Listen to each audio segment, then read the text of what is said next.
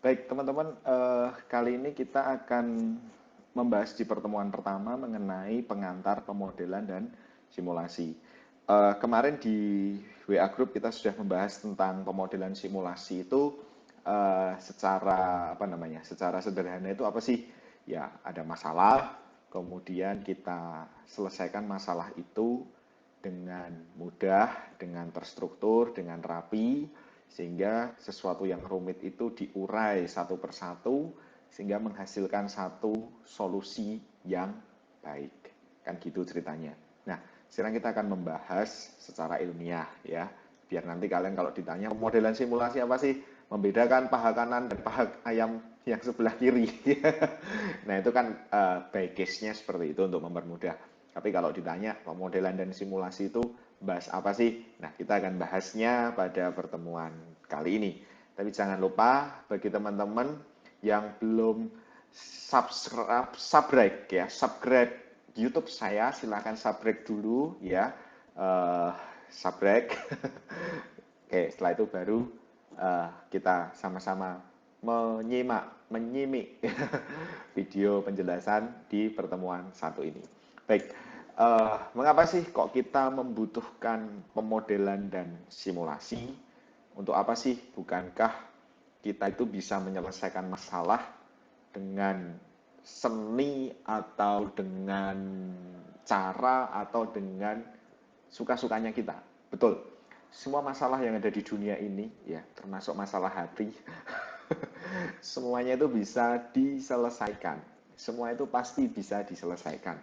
Cuman yang menjadi perbedaan adalah ada yang bisa diselesaikan dalam waktu 1 jam, ada yang bisa diselesaikan dalam waktu 2 jam, ada yang bisa diselesaikan dalam waktu berhari-hari, berbulan-bulan, bertahun-tahun, bahkan ada yang bisa diselesaikan dalam waktu seumur hidup, alias nggak selesai-selesai. Tapi pada dasarnya semua case yang ada di dunia ini itu bisa diselesaikan, termasuk masalah hati.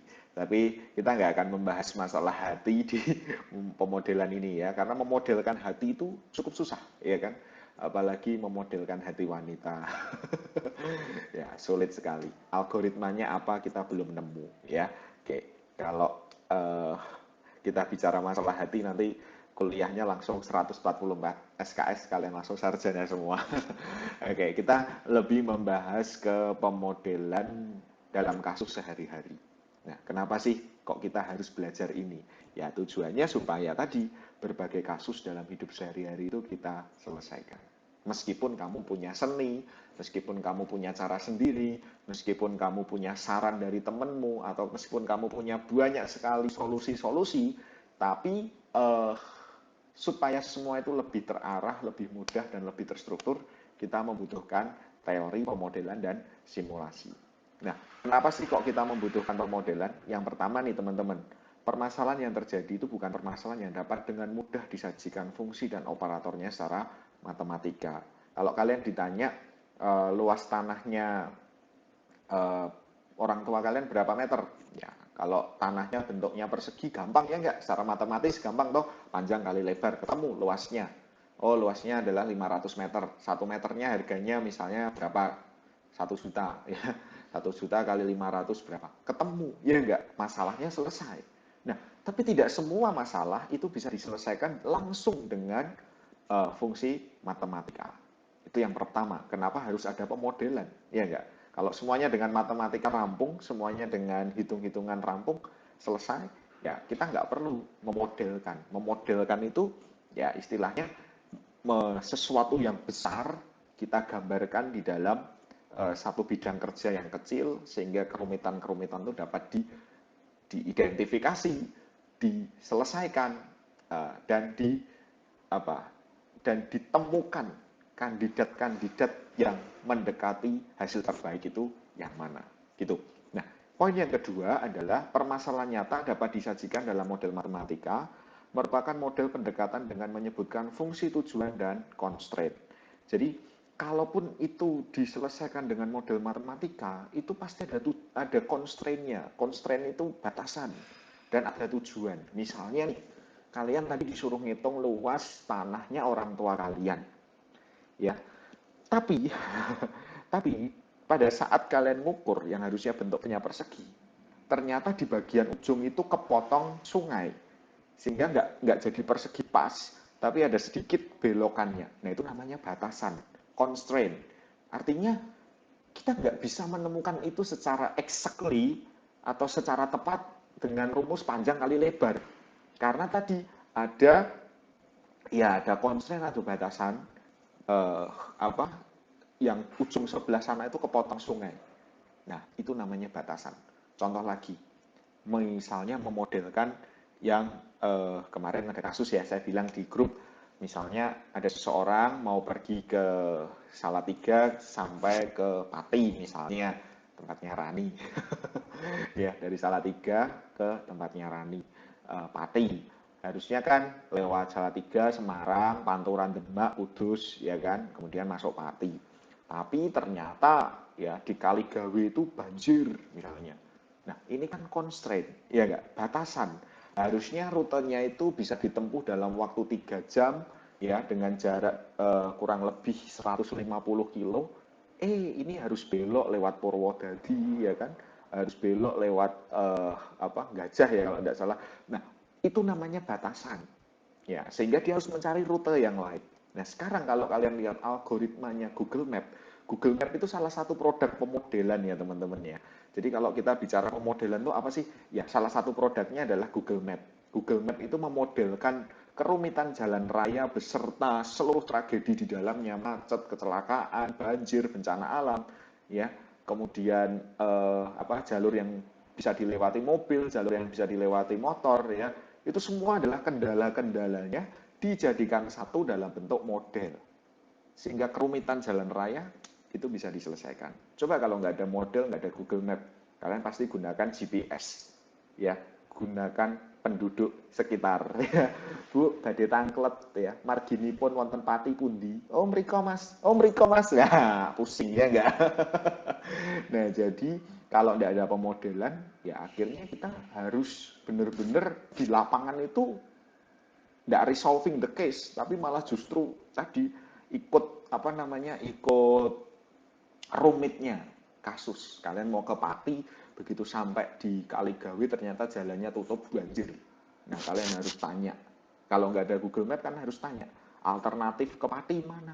Oh, sini, ya kan? Lewat sini ternyata di portal jalannya ada tenda orang nikahan gitu. Waduh, lewat mana lagi? Lewat sini, ternyata gangnya mobil nggak bisa masuk. Nah, bayangkan kalau itu nggak ada Google Map, kalian akan habis-habisan di jalan. Nah, sehingga salah satu masalah dengan berbagai batasan itu perlu dikompilasi, dijadikan satu, sehingga penyelesaiannya pun penyelesaian yang komprehensif, penyelesaian yang menyeluruh dengan memperhatikan berbagai pertimbangan. Ya, contoh produknya itu. Oke, berikutnya adalah permasalahan nyata banyak menggunakan nilai-nilai ketidakpastian dalam setiap kejadian yang muncul. Jadi ada nilai tidak pasti. Ya, sehingga perlu dicari yang paling mendekati hasil terbaik itu mana. Gitu.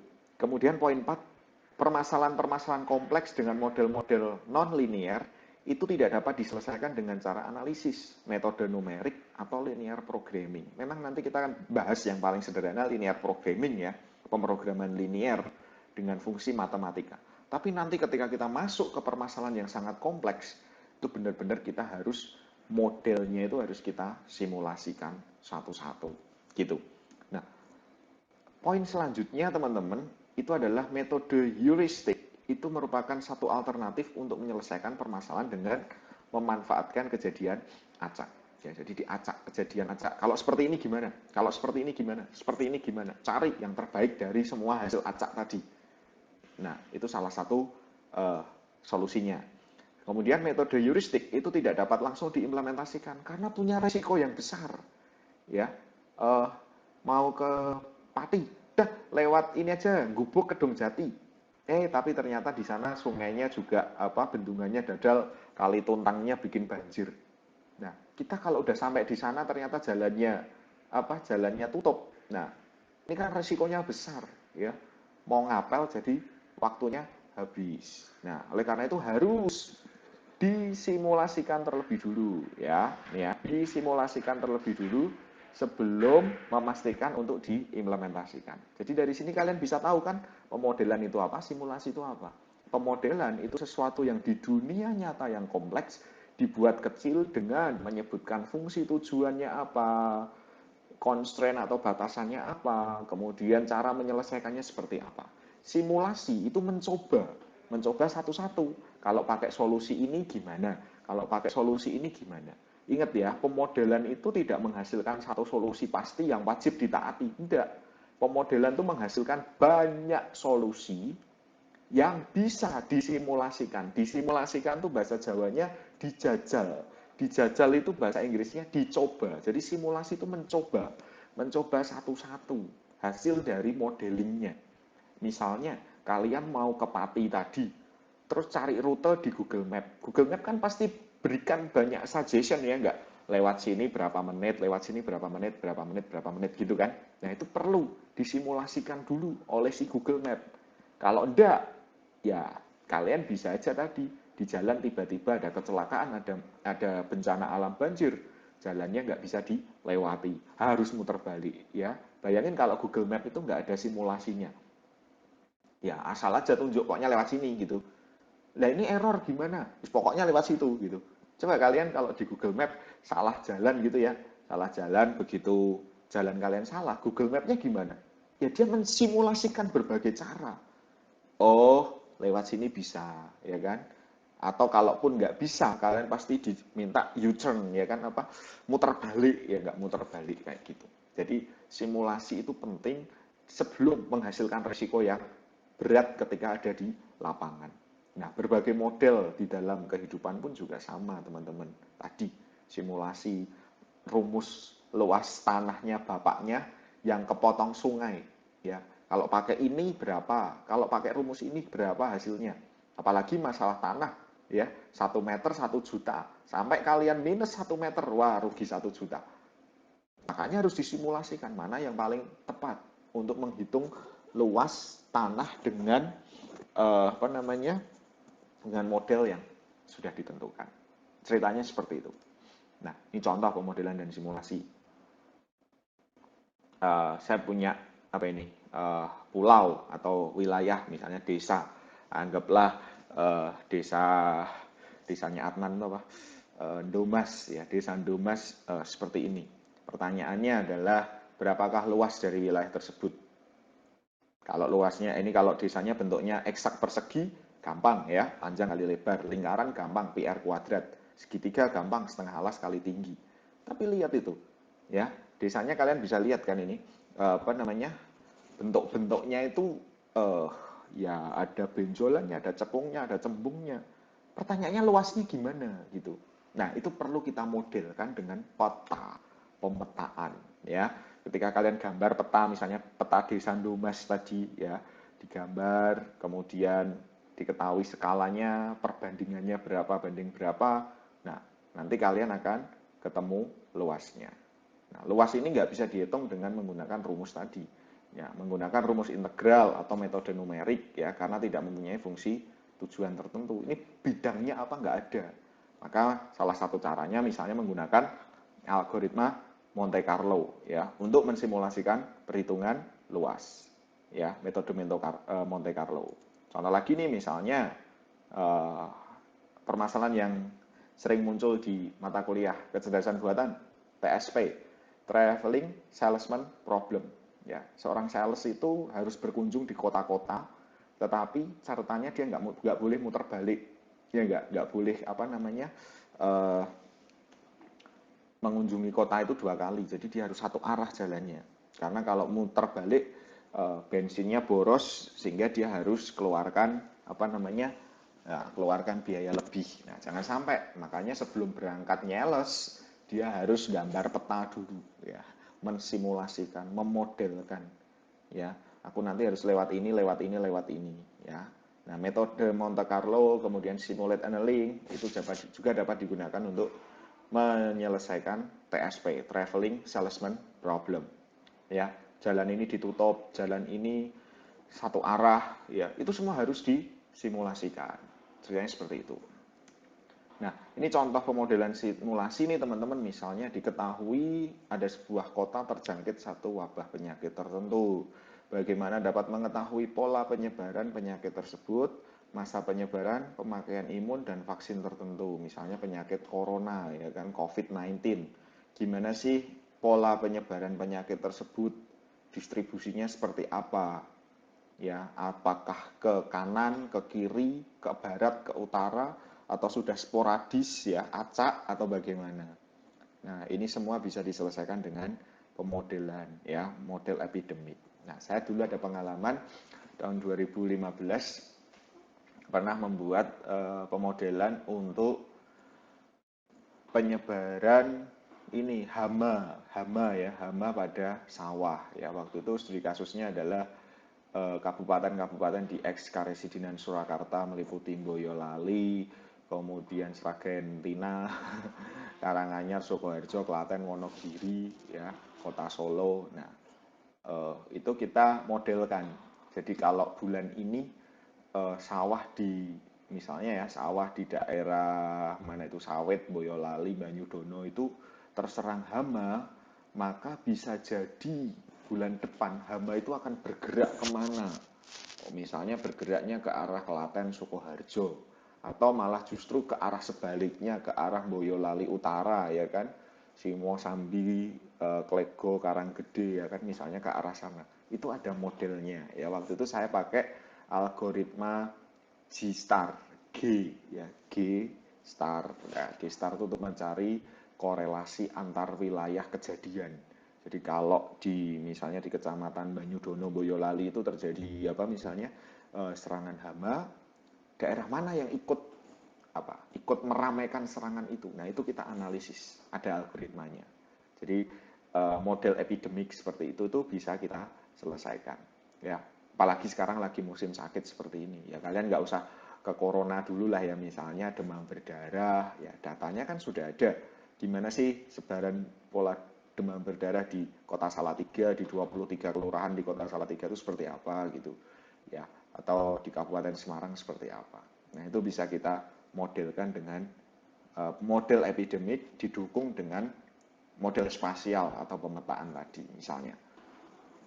Nah, secara skema gimana sih cara kita mempelajari sistem ya?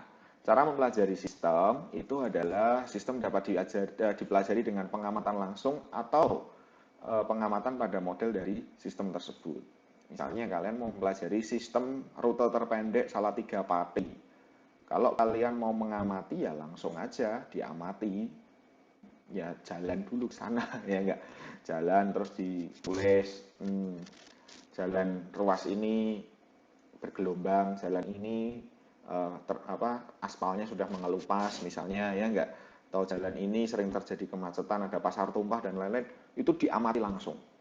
Atau kalian bisa mempelajarinya dengan modelnya, misalnya model Google Map tadi. Jadi sistem ini ya, kalau kalian teman-teman bisa lihat di sini, di sini ya, sistem itu bisa dilihat secara langsung, tapi cukup repot ya enggak? Cukup repot kan? Mau ke Pati, mau mencari rute terpendek, tapi harus jalan ke Pati dulu, bawa meteran, bawa meteran ya, bawa meteran ngukur jalan, terus nyatet, nanti ada macet di mana, ada jembatan di mana, ada palang kereta api di mana. Nah, itu kan cukup repot. Makanya ada eksperimen dengan menggunakan model. Nah, model pun nanti juga ada model fisik atau model matematik. Model fisik ya kalian benar-benar harus secara fisik memodelkan itu. Misalnya model itu teman-teman simulasi bencana alam ya, simulasinya tsunami, gelombang tsunami. Kalau kalian pernah ke mana itu Taman Pintar Jogja ya, atau tempat-tempat gitu misalnya, kalian pencet 9 skala riset gempanya nanti kira-kira tsunami-nya seperti apa ya kan, kerusakannya seperti apa, kan ada simulasinya. Itu berarti secara langsung. Nah, kalau modelnya matematika, kita nggak mengamati langsung, tapi kita secara hitung-hitungan kita simulasikan. Contoh Google Map, kalau mau ke Pati lewat rute Semarang, misalnya 3 jam, lewat rute Gubuk Kedung Jati 2,5 jam, lewat rute Sragen Purwodadi misalnya 5 jam. Nah, itu hitung-hitungannya pakai matematik. Nah, nanti solusinya, ya, modal matematika dapat diselesaikan dengan solusi analisis, ada juga yang tidak. Bila analisis nggak bisa, maka harus menggunakan simulasi. Simulasi tadi bahasa Eropanya adalah dijajal, ya, dijajal. Dijajal itu dicoba. Kita misalnya Salatiga Pati menghasilkan 5 rute. Nah, 5 itu nanti dicoba satu-satu. Kalau pakai ini gimana, ini gimana, ini gimana, ini gimana, ini gimana. Ya, setelah semuanya dipakai, nanti baru ketemu yang paling baik itu yang mana, simulasi, gitu ya. Nah, ini manfaat dan kelebihan simulasi atau dijajal atau dicoba tadi. Simulasi adalah satu-satunya cara yang dapat digunakan untuk mengatasi masalah. Jadi simulasi itu bisa dipakai kalau satu, sistemnya sulit diamati secara langsung. Contohnya jalur penerbangan pesawat ruang angkasa atau satelit. Sopo sing iso weruh, siapa yang bisa melihat jalan tolnya di udara, aspalnya udara, kan nggak ada ya nggak. Nah itu perlu menggunakan simulasi, ya simulator ya. Itu di bandara-bandara itu kan nggak mungkin toh ada polisinya di atas atau dishubnya di atas nyabrangin ngatur lalu lintas di udara, kan nggak mungkin ya nggak. Makanya ada monitoring, oh pesawat ini naik berapa meter, pesawat ini turun ya kan, dia lepas landas tanggal berapa, mau apa, mendarat juga tanggal berapa dan seterusnya, itu semua ada simulasinya. Nah, digunakan juga jika solusi analitis tidak bisa dikembangkan karena sistemnya sangat kompleks sehingga harus mencoba satu-satu. Kita nggak bisa ini yang paling tepat pakai ini yang paling benar pakai ini. Nggak bisa, tapi harus coba satu-satu gitu. Nah, dan yang ketiga, pengamatan sistem secara langsung itu tidak dimungkinkan karena sangat mahal, memakan waktu. Ya toh, wong mau cari rute terpendek Salatiga Pati kok masa harus survei ke lapangan dulu. Ya selak itu apa? Ya kadungnya apa ya? Ya terlanjur eh, habis di jalan ya kan. Mending langsung ke Pati nggak usah memodel kan ya. Nah, makan waktu lama toh, makanya mending langsung pakai model.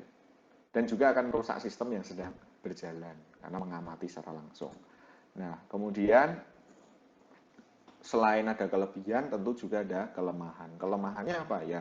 Tidak akurat karena kita modelnya adalah mencoba-mencoba. Memang betul, simulasi itu mencari yang paling mendekati yang terbaik, ya enggak?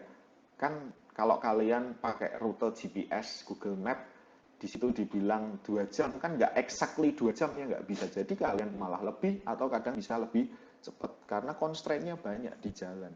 Nah, teknik ini bukan proses optimisasi atau menentukan yang paling optimal, yang paling maksimal mana. Enggak gitu ya kan. Tapi menghasilkan sebuah jawaban, tapi hanya menghasilkan sekumpulan. Berarti outputnya itu banyak dari sistem dengan kondisi yang berbeda. Kalau aku lewat jalur Semarang, gimana? Kalau lewat Meranggen gimana? Lewat Gubuk, Kudung Jati gimana? Lewat Suruh Karanggede, Sragen gimana? Nah itu semua apa namanya, dikondisikan dengan kondisi yang berbeda. Nah, itu outputnya. Nah, simulasi mencari, oh yang paling makan waktu cepat ini, yang pengen jalannya enak ini, kan bisa nggak memberikan solusi. Nah, model simulasi yang baik itu bisa jadi sangat mahal. Kelemahan yang kedua, karena dibutuhkan waktu yang bertahun-tahun.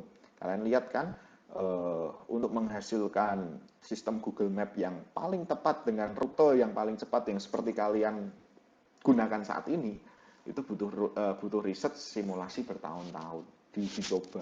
Kalau seperti ini gimana, seperti ini gimana. Nggak cuman trial errornya sehari dicoba satu orang, oh bener gitu ya. Nah, iya di Amerika bener, begitu sampai Indonesia ya jalannya berbagai kondisi berbeda dengan negara penciptanya sana. Nah, artinya butuh waktu yang lama dan juga biaya yang mahal. Nah, tidak semua situasi dapat dievaluasi dengan simulasi, hanya situasi yang mengandung ketidakpastian yang dapat dievaluasi dengan simulasi. Karena tanpa komponen acak, semua eksperimen simulasi akan menghasilkan jawaban yang sama. Komponen acak itu gimana? Nah, kesini gimana? Kalau kesini gimana? Kalau pakai ini gimana? Kalau ini gimana? Nah, itu semua dicoba. Kalau nggak ada komponen acaknya, jawabannya semua sama. Jadi tidak semua situasi itu dapat disimulasikan, ya. Apalagi hanya situasi yang mengandung ketidakpastian saja. hatinya dia nggak pasti, Mas. Masa mau disimulasi? Sekali lagi bukan masalah hati ya kan. Kalau hati gebetan kalian, pacar kalian lagi nggak pasti, jangan disimulasi. Ya di prank pakai ini ya kan. Ya udah aku ajak jalan-jalan, ya udah aku ajak aku beliin martabak, ya udah aku ajak makan pizza, ya udah aku kasih kopi janji jiwa atau apa. Kalian coba semua simulasi semua. Nah, jangan diterapkan, jangan diterapkan. Jangan diterapkan di pemodelan hati ya. Pemodelan hati itu by feeling, not by logic. Kalian by logic nanti gila sendiri ya. Jalur satu gagal, jalur dua gagal ya. Ujung-ujungnya apa? Pergi ke dukun. Oke, kembali ke laptop. Ya, keempat adalah simulasi menghasilkan cara untuk mengevaluasi solusi ya. Jadi bukan menghasilkan cara untuk memecahkan masalah. Sekali lagi simulasi itu bukan memecahkan masalah, tapi mengevaluasi solusi. Karena dijajal, dicoba satu-satu, yang paling bagus evaluasinya yang mana itu yang dipakai. Nah, ini beberapa aplikasi nih atau penerapan simulasi yang ke depan juga kita akan gali banyak. Misalnya ada desain, analisis sistem manufaktur, ya kan. Kemudian mengetahui kebutuhan software hardware untuk sebuah sistem komputer. Ya, contoh aplikasi simulasi yang untuk anak jaringan, apa itu namanya? Paket tracer. Coba kalau nggak ada paket tracer, ya kalian bener-bener bikin arsitektur jaringan ya jeblok-jeblok beneran itu ya. Nah, apa meledak beneran gitu. Kalau kalian nggak pakai pakai tracer, artinya langsung coba ya kan, plug and play, plug and play, ya kan, colok sana colok sini, coba ini kebalik, nggak peduli, pokoknya jalan terus. Nah, satu titik pasti akan, ya tadi bisa jadi meledak atau jadi error ya enggak. Makanya perlu ada paket tracer. Itu mengetahui kebutuhan software, arsitekturnya seperti apa, hardware-nya seperti apa gitu. Mengevaluasi sistem persenjataan dalam bidang militer juga bisa dipakai. Menentukan pengaturan dalam sistem inventory atau persediaan. Jadi barang-barang, persediaan barang di Alfamart, Indomart, ya retail-retail itu kalau kalian analisis pertanyaannya, kenapa ngatur barangnya kok lokasinya sama? Coba kalian bayangin ya, kalian masuk Alfamart atau Indomaret, masuk itu pasti ketemu meja kasir, ya gak? Gak mungkin kan kasir di belakang. Kenapa semua di situ? Terus di depan meja kasir itu pasti ada Kinder Joy dan letaknya nggak tinggi tapi bawah. Kenapa kok demikian? Nah itu simulasi biar gampang diambil anak-anak, ya enggak? Kemudian masuk ke sebelahnya siapa? Kasir itu pasti alat-alat kosmetik, alat-alat mandi, ya enggak? Sebelahnya lagi biasanya apa? Biasanya itu tadi alat-alat mandi itu dan lain-lain. Nah, sebelahnya tuh kebutuhan pokok ada Indomie, gula, garam, minyak, semua di situ, kecap, saus ya enggak. Sebelahnya lagi pasti jajanan ya enggak, ada makanan-makanan micin itu di situ semua. Terus paling pojok pasti kulkas-kulkas yang berisi minuman-minuman ya enggak. Tengah itu pasti ada kardus ditumpuk-tumpuk isinya adalah promo-promo. Kemana aja kalian ke Indomaret, ke Alfamart ya, Alfamart yang disuruh, Alfamart yang ada di nanti omahmu lilik Purwodadi Grobogan ya kan, Alfamart yang di Semarang, yang di Jakarta, di kota besar pasti modelnya semua sama. Kenapa? Ya karena memang dia sudah menemukan simulasi paling optimal, nata barang yang paling membuat dia laris itu seperti itu. Sehingga itu udah nggak bisa lagi diubah-ubah ya kan. Alfamart, khusus Alfamart cabang apa? Cabang Suruh gitu. Kasirnya nggak di depan gitu kan. Kasirnya belakang deket kamar mandi ya. Wah, itu ngerusak tatanan nanti. Gitu. Kemudian ada sistem transport, tadi saya sudah bicara tentang Google Map, sistem komunikasi juga sama, kemudian perbankan juga sama, ekonomi finansial ya, grafik kurs rupiah, kemudian saham ya kan, itu semua juga disimulasikan di sana. Oke, teman-teman, itu pengantar dari saya mengenai pemodelan dan simulasi. Jika ada pertanyaan, nanti teman-teman bisa discuss di grup WA atau bisa langsung tulis di Google Classroom-nya bagian komentar. Kemudian di pertemuan satu ini nanti saya akan berikan case study untuk teman-teman supaya teman-teman nanti resolving ya. Aduh, gimana nanti algoritmanya Pak? Udah, Nanti saya akan berikan studi kasus. Studi kasus itu kalian simulasikan, kalian modelkan ya, kalian modelkan gimana untuk menyelesaikan masalah ini ya. Nggak usah berpikir nanti pakai metode apa-apa, nggak usah. Kalian logik aja. Soalnya sederhana, mirip dengan paha kemarin ya, paha ayam kanan atau paha ayam kiri ya. Nanti kalian lihat aja soalnya yang ada di Google Classroom. Oke teman-teman, kita ketemu lagi di topik selanjutnya dengan pembahasan yang lebih dalam lagi ya. Tetap sehat, tetap semangat, apalagi jauhi narkoba ya, stop global warming, stop free sex, terus fokus kuliah ya, jangan kecewakan orang tua dan tetap pakai masker. See you when I see you. Jangan lupa subscribe YouTube saya. Bye.